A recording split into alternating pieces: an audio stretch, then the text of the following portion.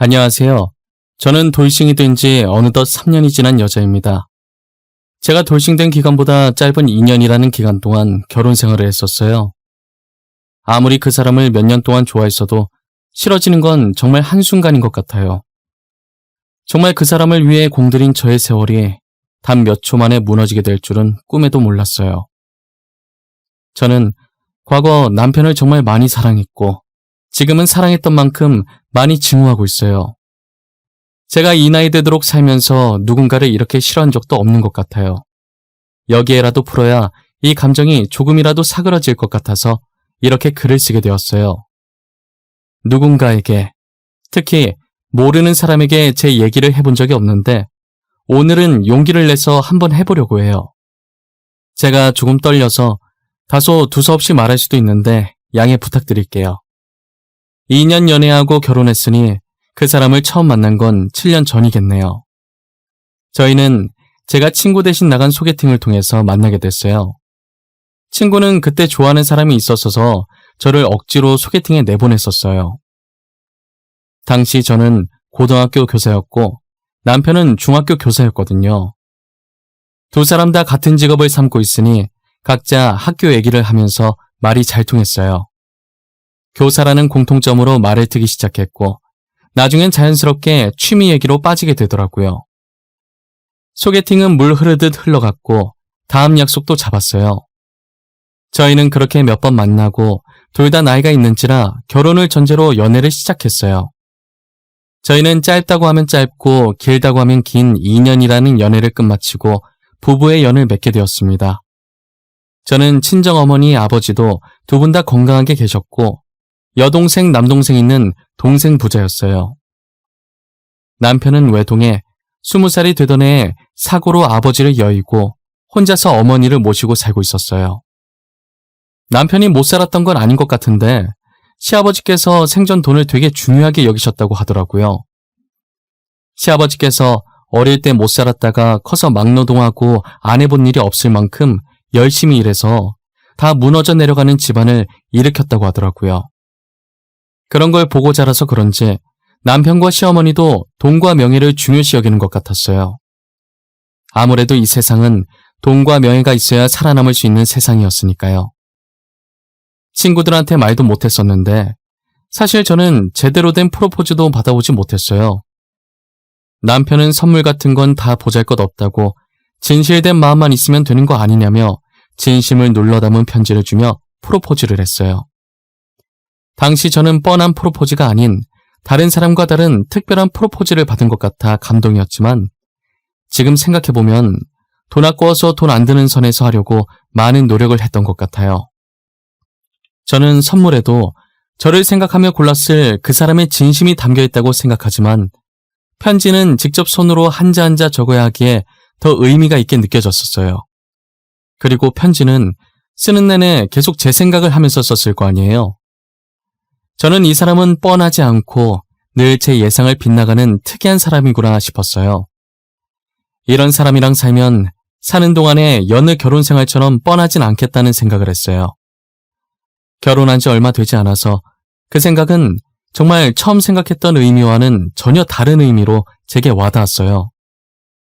제 바람보다 훨씬 더 뻔하지 않은 결혼 생활에 당황한 적이 한두 번이 아니었거든요.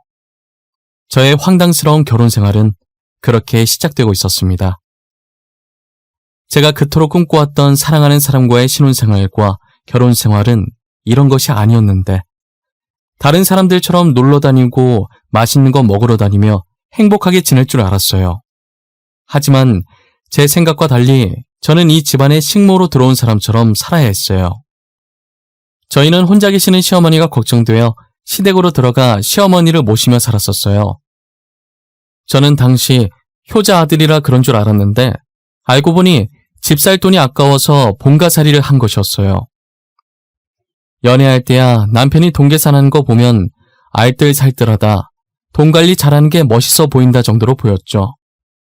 시집 오기 전엔 시댁 식구들이 이렇게까지 짠돌이인 줄을 몰랐어요.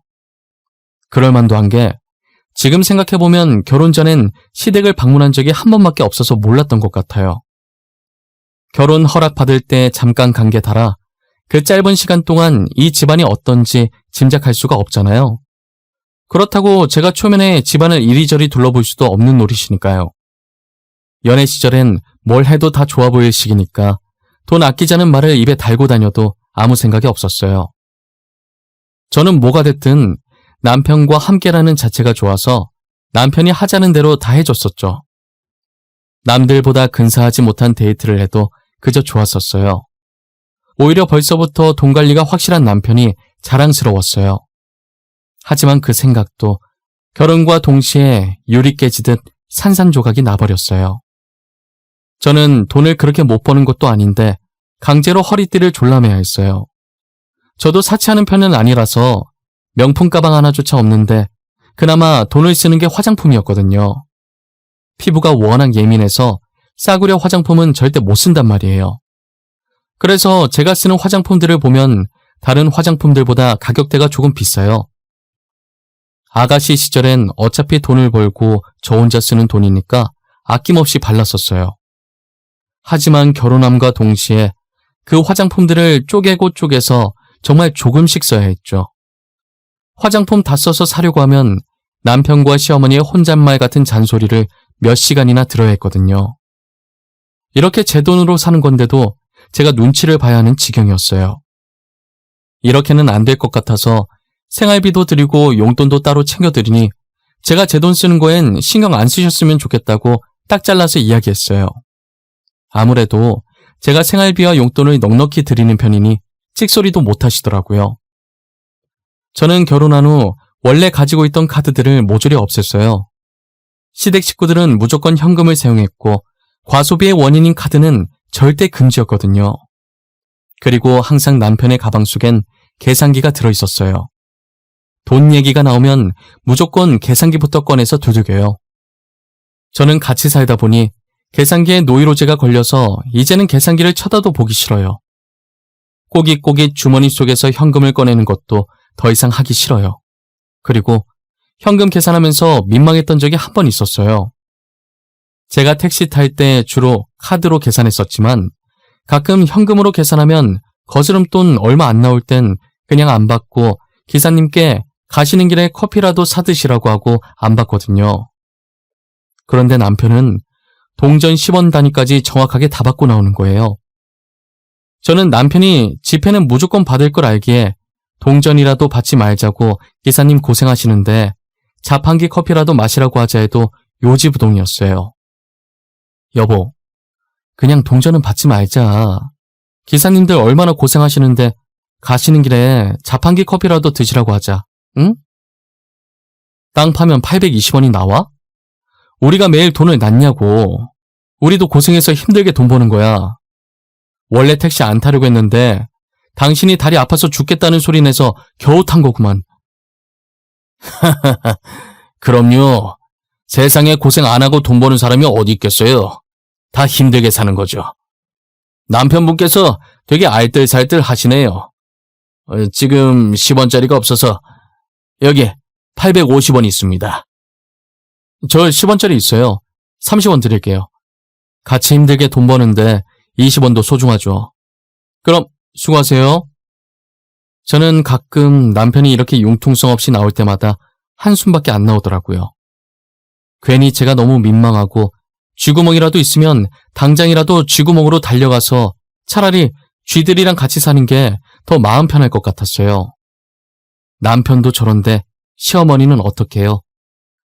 핏줄은 못 속인다고 누가 더 나은지 안 나은지 우열을 가릴 수 없을 만큼 모재가 아주 똑같았어요. 제가 시어머니 생신이라고 해서 큰맘 먹고 비싼 스카프를 사서 갔었어요. 시어머니 성격에 돈 아깝다고 이런 걸 왜 사오냐고 싫은 소리 하시는 거 아닌가 걱정했는데 제 걱정과 달리 이제껏 본 적 없는 미소를 지으시며 스카프를 두르더니 잘 어울리냐고 물어보더라고요. 며느리 하나 잘 뒀다고 어떻게 이렇게 이쁜 걸 사줄 수 있냐고 너무 고맙다고 하더라고요. 또 돈 썼다고 잔소리 들을까봐 걱정했는데 좋아해 주시니 덩달아 저도 기분이 좋았어요. 그때가 초가을이라 살짝 쌀쌀했었거든요. 이런 날 감기 걸리기 십상이라 방을 조금 따뜻하게 하려고 보일러를 틀었어요. 제가 보일러를 틀자마자 시어머니께서 달려와서 제 손을 탁 쳐내시더니 다시 보일러를 끄는 거예요. 어머니, 왜 그러세요? 지금 일교차가 심해서 이런 날 감기 걸리기 쉬워요. 혹시나 어머님 감기 걸리실까봐 보일러 잠깐 틀려고 한 건데. 예, 너는 지금 가스비가 얼마인지나 알고 그러는 거니?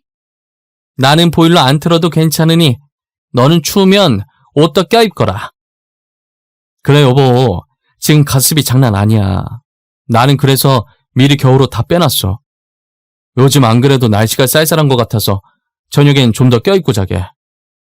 시댁 식구들은 가스비 하나에도 저렇게 목숨을 걸고 자신들이 추위를 감수하며 살았어요. 남편과 제가 돈을 버는데 도대체 왜 사서 고생을 하는지 모르겠더라고요. 제가 준 선물도 자신들 돈 든 게 아니라서 좋아한 것 같아요. 시댁 식구의 짠돌이 근성은 보일러뿐만이 아니었어요.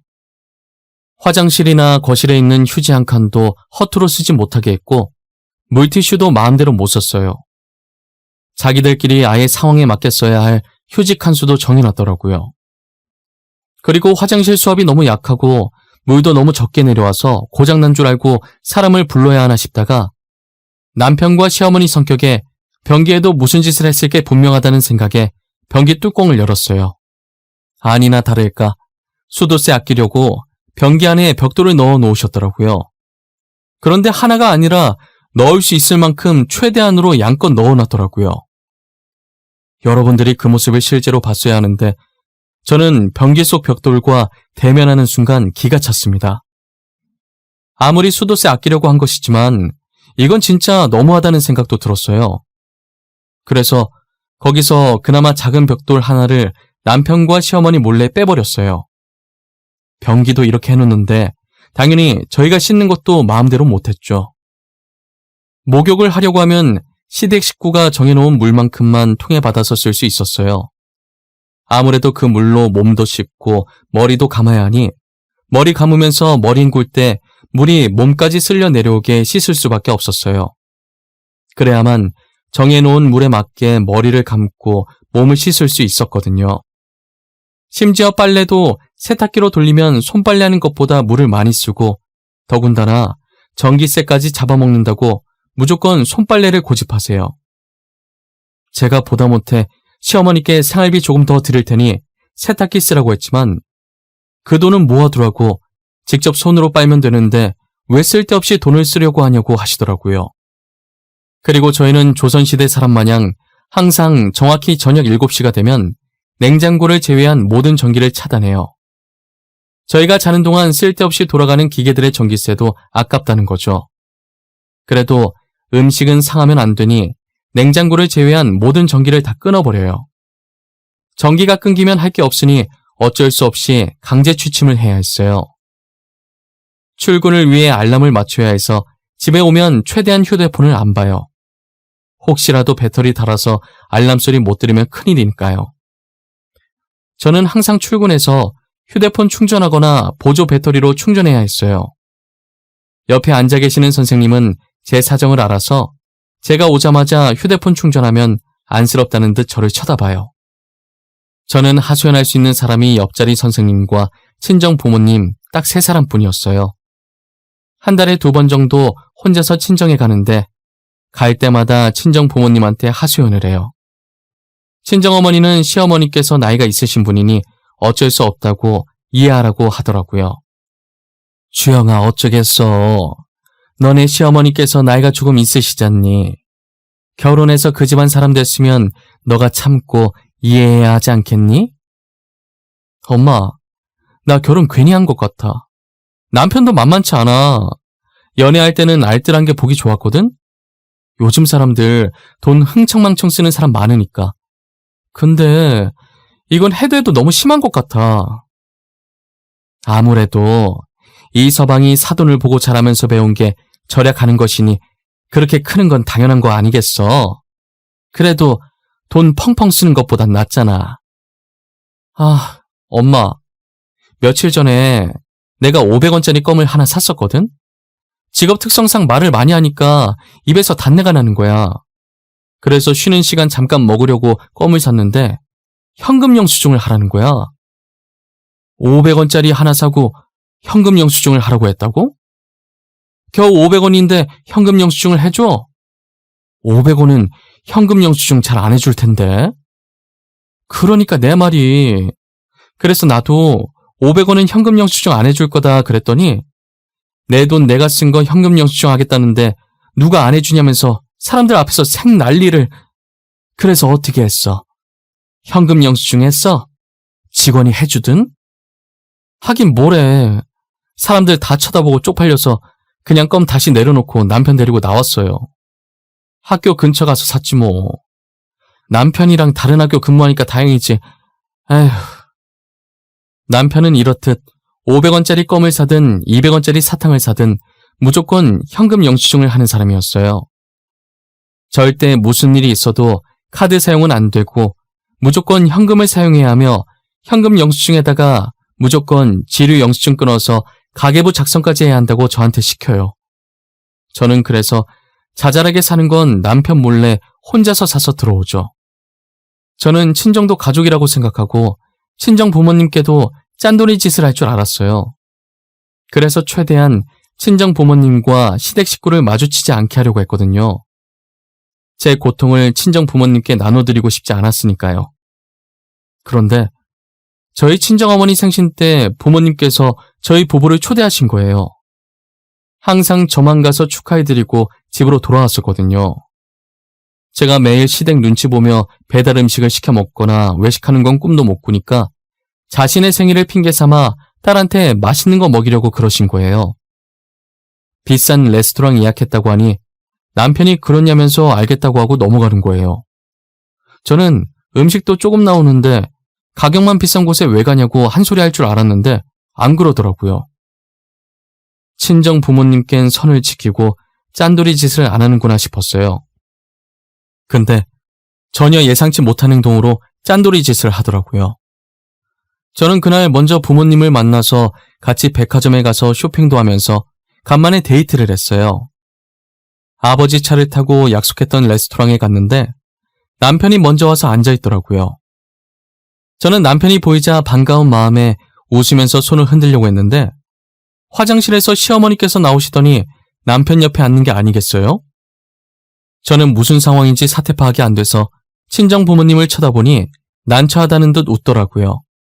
알고 보니 남편이 친정 부모님께 시어머니도 나름 가족인데 같이 축하해드리면 어떠냐고 말해서 시어머니도 데리고 온 거예요. 친정 부모님 입장에선 축하해주겠다는데 거절하면 꼴이 이상하니 허락을 하신 거고요. 저 두 사람은 어차피 자기들이 돈 쓰는 거 아니니 이참에 뽕을 뽑으려고 한 거예요. 그리고 남편은 친정에서 주는 값비싼 물건들도 넙죽넙죽 잘 받았어요. 그러면서 자기 어머니도 이런 거 하면 잘 어울릴 것 같다면서 혼잣말인 것처럼 말해서 은근슬쩍 시어머니 것도 바랄 때가 있었죠. 본인 돈만 아니면 뭐든 오케이인 사람들이었어요. 저는 그것까지도 다 이해할 수 있었어요. 아무래도 시아버지께서 지독한 가난을 끝내주셨는데 다시 예전으로 돌아가게 만들 순 없으니 그렇게 돈에 집착한다는 거 알고 그럴 수 있다고 생각해요. 모든 걸 다 이해했었는데 결국 시댁 식구는 선을 넘고 말더라고요. 때는 저희 어머니께서 집안 청소를 하시다가 쓰러지셔서 병원에 입원했을 때였었어요. 친정어머니께서는 평소에도 청소하시는 걸 좋아하셨었어요. 그래서 청소를 자주 하셨었는데 그날은 정말 날을 잡고 대청소를 하셨더라고요. 먼저 화장실 바닥에 락스를 뿌려 놓으신 뒤에 다른 곳부터 청소를 하셨대요. 화장실 청소만 남아서 어머니께서 청소를 하러 들어가셨는데 바닥에 락스 뿌려놓은 걸 깜빡하고 그냥 들어가신 거예요. 친정어머니는 락스에 미끄러지셨고 쓰러질 때 머리가 바닥에 부딪혀 그대로 의식을 잃으셨어요. 잠깐 집안 마트 갔다 왔던 아버지께서 쓰러진 어머니를 발견하고 급하게 병원으로 이송했어요. 저는 아버지께 연락을 받고 놀라서 수업하다 말고 병원으로 향했어요. 제가 도착하니 어머니는 이미 수술실에 들어가셨고 아버지는 수술실 앞에서 서성이고 계시더라고요. 남편도 제게 소식을 듣고 병원으로 한 걸음에 달려왔어요. 몇 시간 만에 어머니는 수술실에서 나왔고 중환자실로 옮겨졌어요.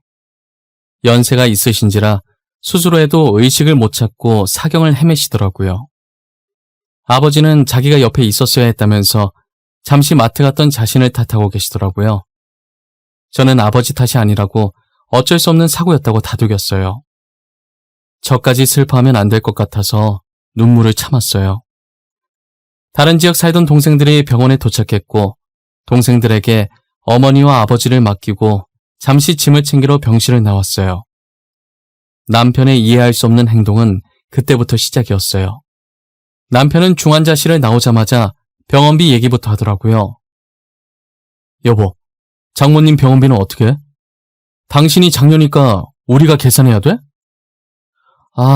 장모님 보험은 들어놓으셨을려나? 보험이라도 들어놔야 병원비를 적게 내는데. 당신은 이 상황에서 돈 걱정이니? 우리 엄마 저렇게 누워있는 거 보면서도 병원비 얘기를 해? 당신 보고 돈 내라고 안 할 테니까 걱정하지 마.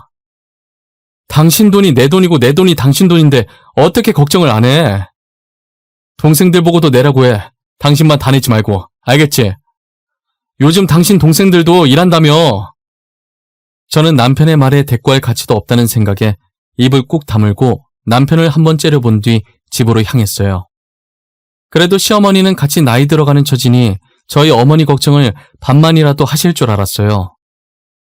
그런데 집에 가자마자 시어머니도 남편이랑 똑같이 저를 붙잡고 병원비 얘기부터 하더라고요. 처음엔 어머니 안부 묻는가 싶더니 아직 의식을 못 찾고 있다고 하니 이러다 죽는 거 아니냐면서 병원비는 다 어쩌냐고 하는 거예요. 저는 너무 화가 나서 죽는다는 말을 왜 그렇게 쉽게 하냐고, 병원비 알아서 할 거니까 남편도 시어머니도 신경 끄시라고 소리쳤어요.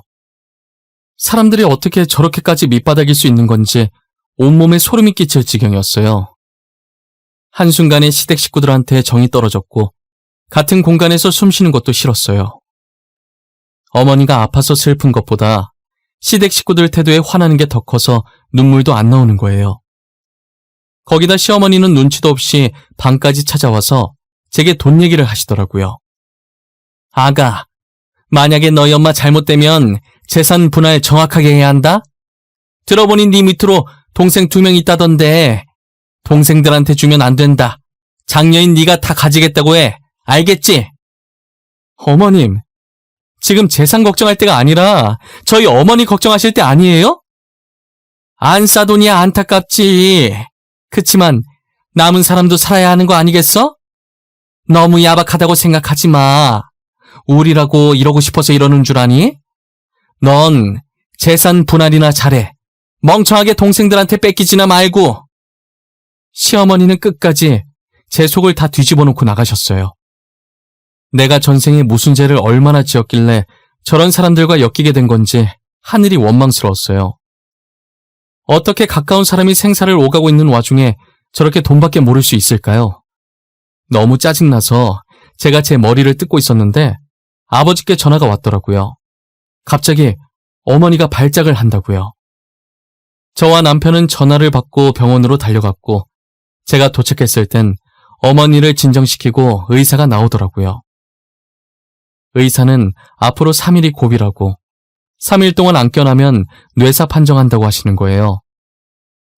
의사 말을 듣고 이번엔 남편이 저를 끌고 나와서 재산 얘기를 하더라고요. 어쩜 모자가 그리도 닮았는지 시어머니께서 제가 한 말을 토시 하나 빠뜨리지 않고 그대로 하더라고요. 저는 더 이상 이 집안에 남은 정도 없었고 미련도 없었어요. 친정어머니 문제만 해결하면 바로 이혼해야겠다고 마음먹었어요.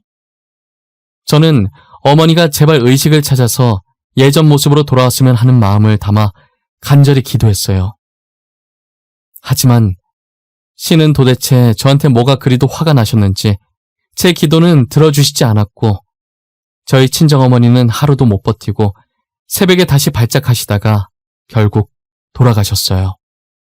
저는 급하게 장례식 알아보느라 바빠 죽겠는데 남편은 아직 재산 안 받았냐고 하는 거예요. 처음에는 한숨만 쉬고 남편을 무시했으나 제가 대답해 줄 때까지 쫓아다닐 기세로 제 뒤만 졸졸 따라다니더라고요. 당신 재산 받은 거 없어? 장모님 유언장 아직 안 봤어? 당신 장녀니까 당신한테 주신다지? 당신 재산 받은 거 있으면 조금만 나눠주라. 나도 사위잖아. 받을 권리 있는 거 아니야?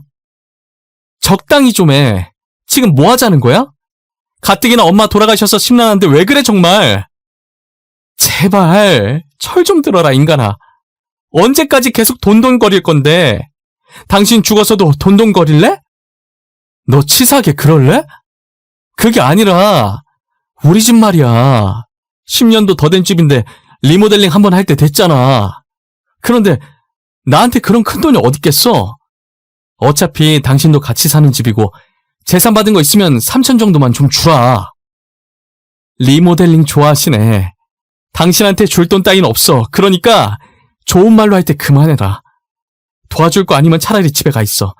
사유는 진작에 죽고 없다고 할 테니까. 알겠어?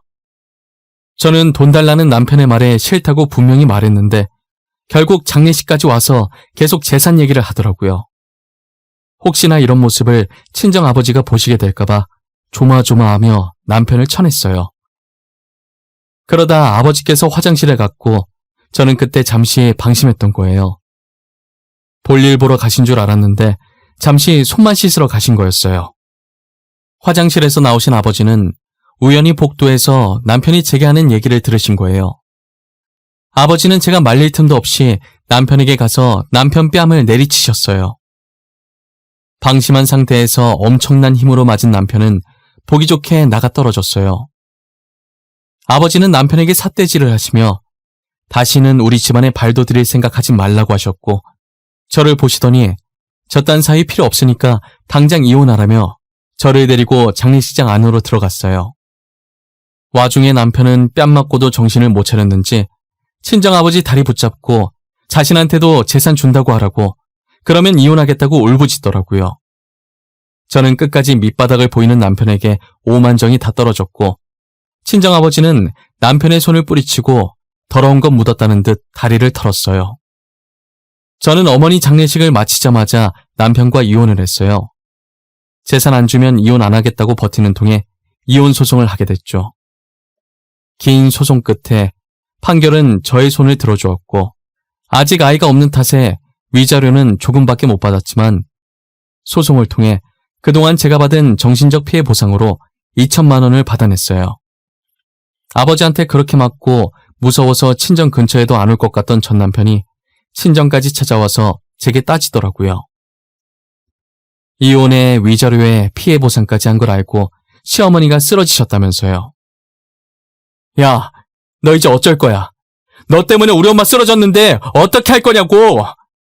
너 우리 엄마 정신적으로 피해 입은 거 보상해줘야 할 거야. 내가 고소할 거니까! 백날 고소해봐라. 자기가 잘못해놓고 정신적 피해 보상 바란다고 하면 판사도 웃겨서 박장대소할 거다. 괜히 나대다가 쪽당하지 말고 그냥 꺼져. 너 정말 1억이야? 그래, 내가 잘못했다. 그런데 우리 엄마 입원해서 병원비 들게 생겼단 말이야. 나 알잖아. 나 당신한테 위자료 주고 돈 없는 거. 그래도 함께한 세월이 있는데 200만 원이라도 주면 안 돼? 아니, 100만 원이라도. 너는 똥 닦을 때도 휴지 한 칸만 쓰면서 그렇게 아껴놓고 그동안 돈 안 모으고 뭐 했니? 돈 쓸 구석이 전혀 없었는데 돈 안 모으고 뭐 했냐고. 주식으로 다 날렸어. 친구가 이번엔 진짜 대박 건수 잡았다 해서 모아둔 돈 다 투자했단 말이야. 그런데 이렇게 될 줄 누가 알았겠어? 당장 엄마 병원비 결제할 돈도 없어. 그러니까 제발 100만 원만, 어? 전 남편은 끝까지 100만 원만 달라며 제 바지가랑이를 붙잡고 매달렸어요. 저는 그간 같이 살았던 세월을 생각해서 지갑에 있던 10,000원짜리 10장을 던져주고 자리를 떠났어요. 와중에 돈 날아갈까 허겁지겁 돈 줍는 남편 모습을 보니 싫은 걸 넘어서 혐오감까지 들더라고요. 다시는 우연이라도 마주치고 싶지 않은 생각에 친정아버지께 말하고 이사를 갔어요. 저는 지금 전화번호도 바꾸고 전 남편의 흔적을 모조리 지웠어요. 애초에 전 남편한테 받은 것도 없어서 정리할 게 별로 없었지만요. 이제 아픈 과거를 모두 잊고 앞으로는 아버지만 바라보며 남은 인생 효도하면서 살려고 합니다. 간혹 어머니 생각에 가슴이 옥신거리긴 하지만 씩씩하게 잘 살아보려고요. 제가 이야기를 통해 여러분들에게 하고 싶은 말이 있어요. 살면서 너무 돈에 목숨 걸지 않았으면 좋겠어요. 돈보다 더 가치 있는 것들이 세상에 너무 많거든요. 지금까지 제 이야기 들어주셔서 감사하고 모든 분들이 항상 건강하셨으면 좋겠어요.